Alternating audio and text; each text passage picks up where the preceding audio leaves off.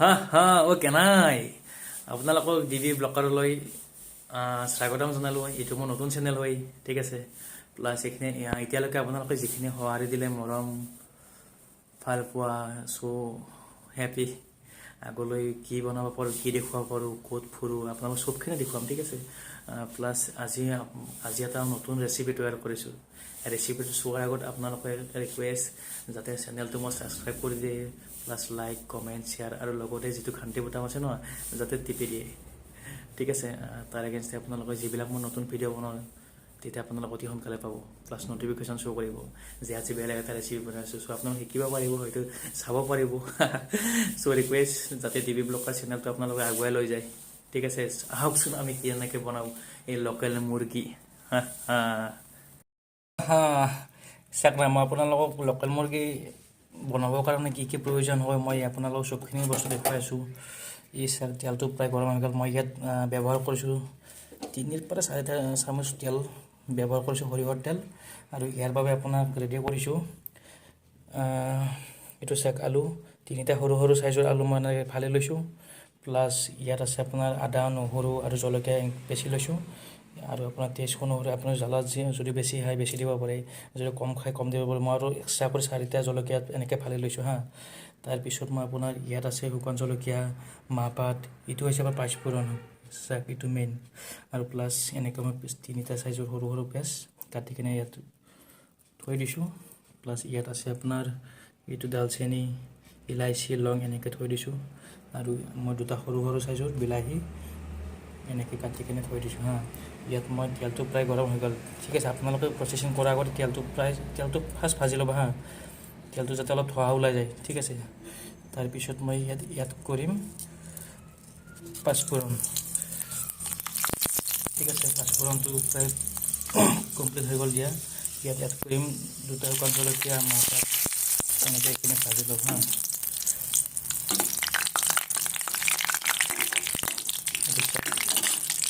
ইয়াত মই ইয়াৰ প্ৰতি এড কৰি আছোঁ পিঁয়াজ এড কৰাৰ আগত মই আপোনালোকক এইটো ষ্টেপটো দেখুৱাই আছোঁ। এইটো যিখিনি আপোনাৰ দালচেনি, ইলাইচি, লং আছিল, এইখিনি মই ইয়াত দি দিলোঁ তেলতে, গৰম তেলত এনেকৈ এইখিনি ভাজি ল'লোঁ। প্লাছ ইয়াত মই এড কৰি আছোঁ পিঁয়াজটো, চাওকচোন ইয়াত পিঁয়াজটো এড কৰি আছোঁ। তাৰপিছত ক্লিয়াৰ হৈ গ'ল ইয়াত এড কৰা। এইটো চাওক না, পিঁয়াজটো প্ৰায় আপোনাৰ ভাজা হৈ গৈছে, চাওক না কালাৰটো চেঞ্জ হৈ গৈছে। প্লাছ এটা ধুনীয়া এটা মানে ব্ৰাউন কালাৰ আহি গৈছে। পিঁয়াজৰ যিটো চেঞ্জ আছিলে সেইটো প্লাছ নাইকিয়া মাংস খাম, মুৰ্গীৰ মাংস খাম। আৰু কেঁচা জলকীয়া এইখিনি ইয়াত এড কৰি দিলোঁ। এতিয়া এইখিনি অলপ টাইম এনেকৈ লৰাই ভাজাই থাকিব যেতিয়ালৈকে আদা নহৰু গন্ধটো নাযায়, ঠিক আছে। এইখিনি অলপ টাইম এনেকৈ ভাজি থাকোঁ।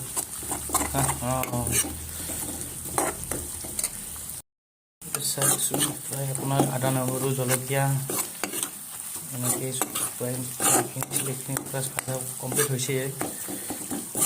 কালাৰটো চেঞ্জ হৈছে। ইয়াত মই মছলাৰ ভিতৰত এড কৰি আছোঁ জিৰা অলপ দিছোঁ। একচুৱেলি মই বনাইছোঁ লোকেল চিকেন, মানে লোকেল এটা মুৰ্গীটো। প্লাছ তাত মই ৰেডি কৰি আছোঁ বনোৱাৰ কাৰণে। জিৰা অলপ এড কৰিলোঁ, জিৰা তেনেকৈ ভাজি আছোঁ। এইখিনি হোৱাৰ পিছত প্ৰায় প্ৰচেছিং হৈ গ'ল এইখিনি ভাজা। ইয়াত মই দিলোঁ বিলাহী, ঠিক আছে।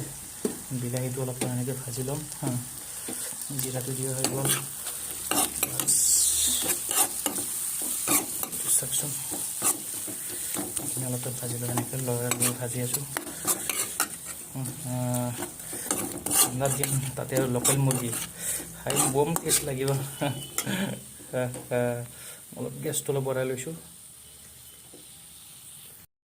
চাওক না, এইটো যিটো মানে আপোনাৰ আদা, নহৰু, জলকীয়া, এইটো চাওক, এইটো প্ৰায় আপোনাৰ বিলাহী, পিঁয়াজ, জলকীয়া যিখিনি আছিলে এইখিনি প্ৰায় ভাজা প্ৰচেছ কমপ্লিট হ'ল প্ৰায়, ঠিক আছে। ইয়াত এড কৰিম এইটো লোকেল চিকেনটো হা। একচুৱেলি মই চিকেনটো আনি কেনে মই ইয়াক মেৰিনেট কৰি ৰাখিছিলোঁ, আধা ঘণ্টা প্ৰায় ৰাখিছোঁ। ইয়াত মই মেৰিনেট কৰোঁতে হালধি প্লাছ নিমখ যিখিনি লাগে মই সেইখিনি এড কৰি থৈ দিছোঁ। চ' ইয়াত মই হালধি আৰু নিমখ এড কৰাটো মই আপোনাৰ প্ৰচেছটো দেখুওৱা নাই। ইয়াত আছে মেৰিনেট কৰাৰ টাইমত মই দিছোঁ হালধি, নিমখ আৰু নেমু অলপ চেপি দিব, তেতিয়া বস্তুটো অলপ চফ্ট হয়, ঠিক আছে। যিহেতু লোকেল হয় ন, এইটো মই প্ৰচেছিংটো ইয়াত মই এড কৰি দিলোঁ। এইটো অলপ লৰাই ভাজি থাকোঁ অলপ টাইম, ঠিক আছে। প্ৰায় আৰু 15-20 মিনিট টোটেল আপোনাৰ লোকেল চিকেন এটা বনাব গ'লে প্ৰায় আধা ঘণ্টাটো লাগি যায় মই ল' ফ্লেমৰ গেছটো বঢ়িয়া কৰি থৈ কিনে অলপ টাইম ভাজি লওঁ এইটো প্ৰায় আপোনাৰ 30% ভাজা কমপ্লিট হৈ গ'ল চাওকচোন কিবা এটা টেষ্ট এটা লাগিব ঠাণ্ডাৰ দিন তাতে আৰু লোকেল চিকেন মজাই বেলেগ এটা প্ৰায় ভাজা কমপ্লিট মই এড কৰিম আপোনাক জালুকটো দিব একচুৱেলি যদি চিকেন হওক বা লোকেল হওক বা দেশী হওক একচুৱেলি জালুকৰ এটা বেলেগ এটা সোৱাদ আনে যদি খাই চাব জালুকটো ঠিক আছে মই ইয়াত সোৱাদ অনুসৰি যিখিনি লাগে ব্যৱহাৰ কৰিছোঁ অলপ ভাজি লওঁ তাৰপিছত এড কৰিম আলু অলপ ভাজি লৈছোঁ ঠিক আছে চাকনা প্ৰায় আপোনাৰ 50% মাংসটো ভাজা কমপ্লিট হৈ গ'ল ঠিক আছে এইটো ইয়াত মই এতিয়া এড কৰিম আপোনাৰ এই আলুটো ঠিক আছে আলুটো এনেকৈ মই 3টা চাইজৰ আলু কাটি থৈ দিছোঁ মই আলুটো এড কৰিলোঁ একচুৱেলি জলকীয়া মই 2-3 স্পুন ইয়াত 2টা জলকীয়া 3টা জলকীয়া ব্যৱহাৰ কৰিলোঁ একচুৱেলি কাঁচা জলকীয়া দিলে কালাৰটো অলপ বেলেগ হয় চ' এইখিনি প্ৰচেচিং পাই থাকি এইখিনি প্ৰায় ভাজা হোৱালৈকে অলপ টাইম আছোঁ আৰু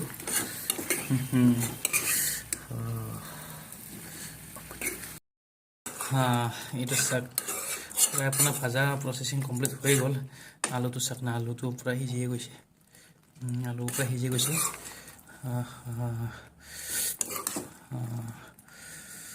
এইটো প্ৰায় প্ৰচেচিং কমপ্লিট ঠিক আছে প্লাছ মই আপোনালোকক কথা এটা ক'ব বিচাৰিছোঁ এই চেনেলটো মোৰ DVB ব্লগাৰটো মোৰ একচুৱেলি নতুন চেনেল হয় চ' মোৰ আপোনাৰ ইউটিউবৰ ওপৰত বেছি নলেজ নাই চ' যদি কিবা ভুল হয় মাফ কৰিব প্লাছ যদি কিবা কম বেছি হয় মানে বনোৱাত যদি বেছি হয় কম হয় তাতে মোক মানে আঙুলিয়াই দিব আপোনালোকৰ এইটো ৰিকুৱেষ্ট যাতে আৰু শিকিব পাৰোঁ প্লাছ আপোনালোককো যাতে ভাল ৰেচিপি বনাই দেখুৱাব পাৰোঁ আৰু এটা ৰিকুৱেষ্ট মানে মোৰ চেনেলটো যিহেতু নতুন হয় আপোনালোকৰ গ্ৰ'থৰ কাৰণে মই এটা ক'ব বিচাৰিছোঁ এই চেনেলটো যাতে আপোনালোকে ছাবস্ক্ৰাইব লাইক কমেণ্ট আৰু লগতে ঘণ্টা বটনটো যাতে টিপি দিয়ে ঠিক আছে আৰু এতিয়া প্ৰায় এই প্ৰচেচিংটো হৈ গ'ল ভাজা প্ৰচেচিং ইয়াত মই এড কৰিম ৱাটাৰ মানে পানীটো অলপ জল কৰি দিম বেছি জলো নহয় আমি যিহেতু দুটাই মানুহ আৰু প্ৰজ্ঞান মন্দিৰ আৰু মই